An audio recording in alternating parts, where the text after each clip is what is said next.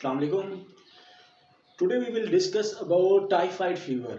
Typhoid fever क्या होता है और उसका हम डायग्नोसिस किस तरह करते हैं और कौन से टेस्ट हैं जो आज के दौर में ऑब्सलीट हो चुके हैं, जिनकी मतलब रिजल्ट जो है वो उनकी टाइफाइड फीवर की वेरिफिकेशन के लिए या उसकी डायग्नोसिस के लिए ज़रूरी नहीं रहे।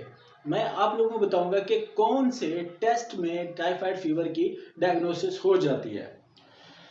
तो आज की टॉपिक टाइफाइड फीवर में, जिसको मियादी बुखार भी कहते हैं, पुराना बुखार भी कहा जाता है इसे, एक बैक्टीरिया की वजह से होता है। उस बैक्टीरिया का नाम है साल्मोनेला टाइफी। साल्मोनेला टाइफी एक ग्राम नेगेटिव बैक्टीरिया है जो कि टाइफाइड फीवर काज करवा रहा होता है।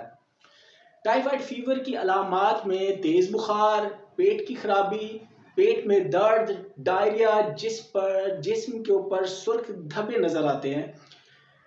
इसकी तशखीस के लिए जो सबसे गोल्ड स्टैंडर्ड मेथड है वो कल्चर है। कल्चर बेस पे टाइफाइड फीवर की जो डायग्नोसिस है वो बेस्ट है।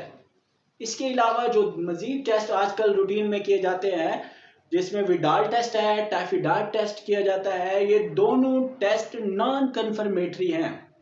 नॉन कन्फर्मेटरी का मतलब है कि इनके फॉल्स पॉजिटिव होने के चांसेस बहुत ज़्यादा हैं, जिसकी वजह से इन दोनों टेस्ट को ऑब्सलीट करार दिया है NIH ने। NIH क्या है? NIH हमारा कौमी सेहत इदारा है। NIH national institute of health, ये हमारा कौमी सेहत इदारा है। इसने इन दोनों टेस्ट को, जो टाइफाइड फीवर की डायग्नोसिस के लिए ज़रूरी होते हैं, मिसाल के तौर पर विडाल टेस्ट और टाइफिडाल टेस्ट, इनको इसने करने से, लेबॉर्ट्री वालों को करने से रोक दिया है।